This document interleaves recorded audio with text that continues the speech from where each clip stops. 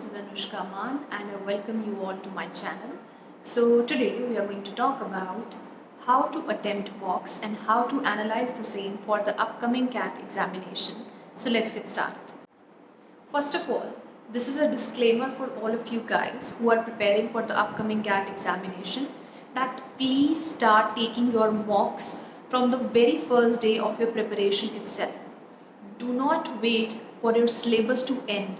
If it's your plan that you're going to get done with all your syllabus and then you'll start giving mocks, then let me tell you that by the time you'll be done with your syllabus, it will be so late that you'll not get any time to analyze the mocks or to work on your scores.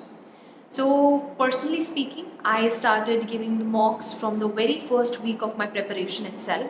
So I would advise that you should start giving mocks from the beginning itself. Now there's another reason why you should give mocks from the beginning is that as and when you proceed with your preparation and side by side you're also giving mocks and analyzing them, you will be able to realize your strengths and weaknesses much earlier, and then you can make the necessary changes in your timetable and also put more attention on the areas which are maybe your weaknesses, the areas which need more attention, more focus from you. So it's very important that you start giving mocks from the beginning itself. Coming to the number of mocks that you should be attempting. Now, to be very honest, when you are giving mocks, make sure to focus on quality over quantity. If you are not analyzing your mocks on the very day itself when you are giving that particular exam, then let me tell you, even if you give 100 mocks and you are not analyzing them, then it's all waste. You learn nothing, there will be no progress in your scores, and you live in this delusion that everything is fine. You'll not be able to focus on what are your strengths and weaknesses. Why is analysis so important? Why is everyone stressing on analyzing the mocks after you are done attempting them?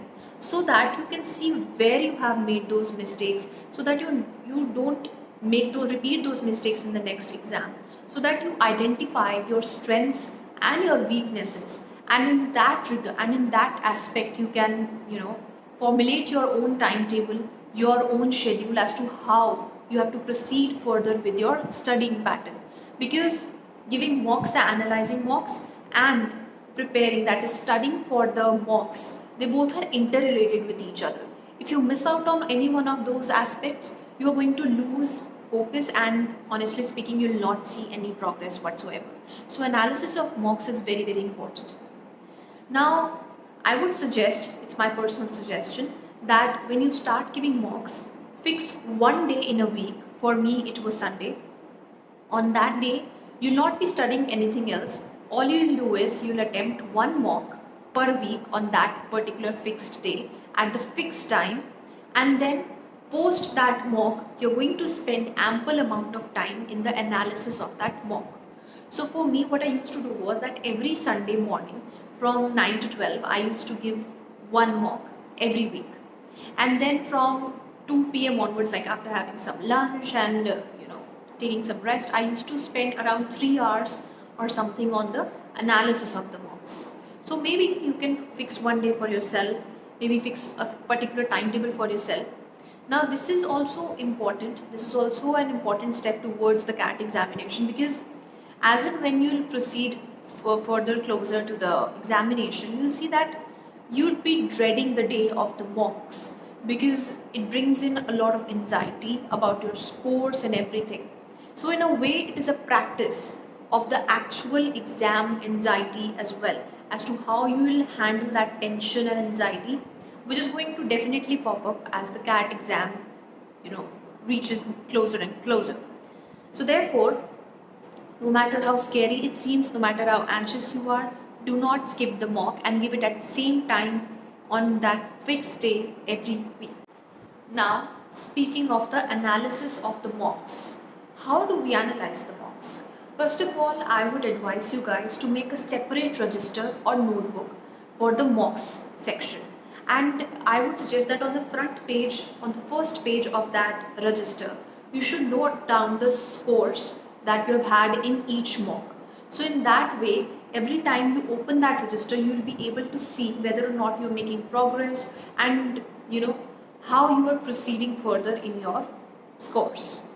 Another thing that I want you to focus is that focus on getting a particular score. Focus on improving your scores and not percentile. Now I know that every year you get 99 or 100 percentile at almost the same score, in the same score range. However, it is not fixed and it varies from year to year. So I would suggest that instead of focusing on the percentile, focus on improving your scores. Focus on improving your accuracy and also increasing the number of questions that you are able to attempt in the given time slot. Now, as you would be aware that the CAT examination consists of three sections. We have VARC, then DILR, then the quant section, and each section has a fixed allotted time of 40 minutes. So basically, once the allotted time, the 40 minutes of VARC is over, the next section will appear and you will not be able to move back to the previous one or make any amendments or as such. So basically you have to attempt one section at one time and in the fixed 40 minutes. Now first of all, speaking of quants, how you should approach questions and how you can improve your score. So first of all, when you will be preparing for the quant section, first of all focus on clearing and making your basics very strong. So when you will be attempting the mocks, say you are done with most of your syllabus or approximately 90% of the syllabus, you are done with the basics, you are very clear about that, that's you're confident about, that much you're confident about. So in the mocks, see whether or not you are able to solve the questions which are related to only the basic concepts. And if your basics are strong, then I must say that you should be able to solve at least 8 to 9 questions very easily. If your basics for all the topics of quants are strong, then these many questions you should be able to attempt very easily. The advanced questions are something else, but if you're not able to solve even these many questions, then move back to your basics, revise them, practice the questions more, refer other sources if you have to, but make sure that in this particular section you should be able to at least solve the questions which are based on the basic concepts itself, based on the conceptual knowledge. So please don't make mistakes in these questions. Now moving on to DILR. Now for the DILR section, I would suggest that initially when you are starting to give your mocks, you should focus on completely solving, accurately solving one set per mock. Because as and when you proceed, you can increase your speed to 2 sets and then further on. But initially, make sure that in the initial mocks you are able to solve accurately all the questions of at least one set. That is something that should be your main focus. Then after you are done with your mocks and when you are analyzing, see the solutions or the methods with which the other sets had been solved and also the ones which you had solved. The sets that you were able to solve in that particular mock, see if they could have been done in a quicker manner, something that could have saved time. And for the other sets, see that where was that logic that you were not able to, what was the logic that you were not able to crack in that particular set, and note it down in your mock notebook. So basically when you are analyzing the DILR questions after your mocks, do not focus on the answers, like on the final answers, whether it was 2, 3, 4, 5, no. Focus on the logic. What was the trajectory that the question wanted you to follow? What was that kind of bent of mind? What was the kind of thinking process involved, the logic involved in solving that particular question? And see if it could have been done in a quicker manner. Because you do not only do you need accuracy, you do also need a good time management during this examination. So for DILR, focus on doing one set initially, and also while analyzing the mocks, see what are the ways, what is the logic behind solving the different sets and puzzles that were given to you. Now coming to the VARC section. Now in the VARC section, you will come across 4 reading comprehensions and then you'll have some questions of para jumbles, para summaries, complete the sentences, etc. So first of all, when I talk about VARC and when I was preparing for my CAT examination, I used to focus a lot on the reading comprehension part, because that is something that I found really complex to tackle, and also it covered almost 60% of the entire VARC section. Like there were 4 RCs in it. So I would suggest that initially you can start with solving, you can focus on solving just one RC per mock. Now when it comes to the VARC section in the CAT examination or the CAT mock, I would suggest that you divide the time allotted to you, the 40 minutes allotted to you for this particular section, into 2 parts. One part will be for the reading comprehensions and the second part will be for the parajumbles and the parasummaries. So to begin with, for example, you can start with allotting 20 minutes for the reading comprehension section and 20 minutes for the rest of the questions of parajumbles, parasummaries, etc.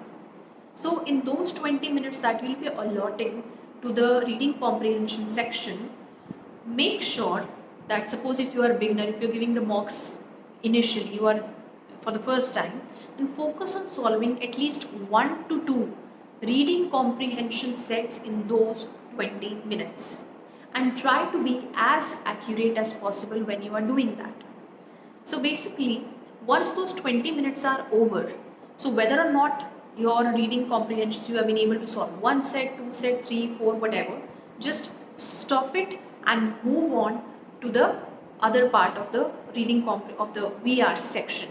If you don't divide your time into these 2 parts for the VA and the RC part, then you will see that you spend too much time on one question, or you spend too much time on the reading comprehension part, which you could have spent on the other questions which were much easier to attempt.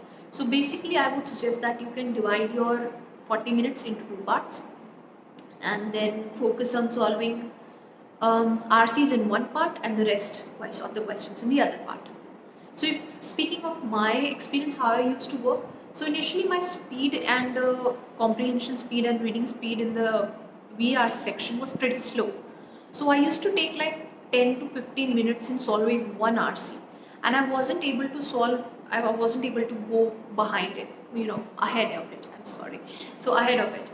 And I used to make a lot of mistakes as well.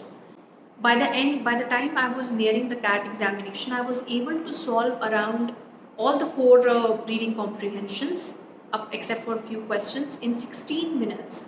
And then I had ample of time for solving the parajumbles, parasummaries and other questions. So basically this is a very slow and gradual process in VARC section. So I want you to be very patient and just manage your time very well. Don't get stuck on one question in any of the sections, especially this one. And again, in the VARC section, I would suggest that you focus on the logic.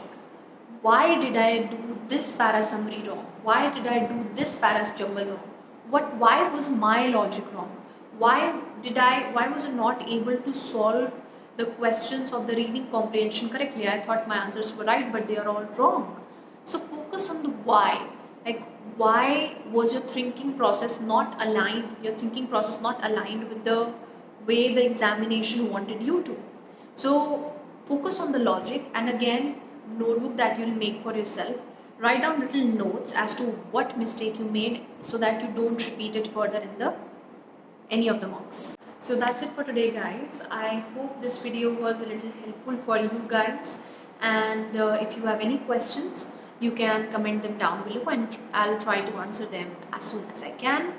And if you want me to make videos on any other topics related to CAT, regarding the preparation for the upcoming CAT examination, you can also comment them down below and I'll try to see if I can make some videos for you guys so that it can be of some help to you. So see you in the next video, hopefully. Bye bye.